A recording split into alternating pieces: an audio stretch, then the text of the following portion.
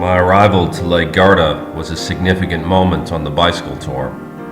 By this point, I had come several thousand miles, all the way from Duncansby Head, the northeast headland of Scotland.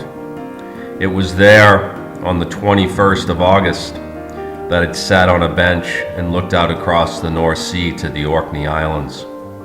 That was a moment I had dreamed about many times before, and it was a moment that it almost seemed too unbelievable to be real. But I climbed onto my bicycle nonetheless moments later, and I began to ride west, away from Istanbul, in the direction of Durnes, which I would arrive to 2 days later. From Durnes, I turned south and rode into a gale and eventually a heavy rain. For most of 800 miles, I continued heading south, sometimes a bit farther west. I rode through the Outer Hebrides, the Inner Hebrides, crossed to Ballycastle, Ireland, rode through the heart of Ireland to Lismore. In Lismore, I took a left turn, this time heading east, which I would continue to do all the way, in essence, to Istanbul, Turkey. From Lismore to the coastline, across to Wales, through England, and then across to Cherbourg, I visited the beaches at Normandy for the first time in my life.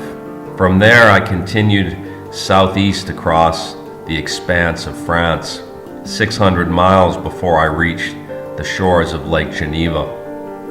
From Lake Geneva, by this point already in the Alps, I rode east, eventually out of Switzerland to Liechtenstein, into Austria, then south at Innsbruck, eventually over Brenner Pass, and then south to where I am in this video, where the wind was so strong that day that the audio for this video was, let's say, suboptimal.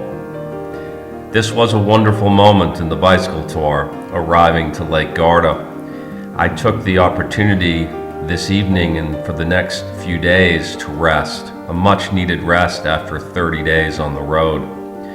From this part of Italy, I then rode east, eventually into Slovenia, and the videos that follow this one will pick up the story into those spaces and also beyond.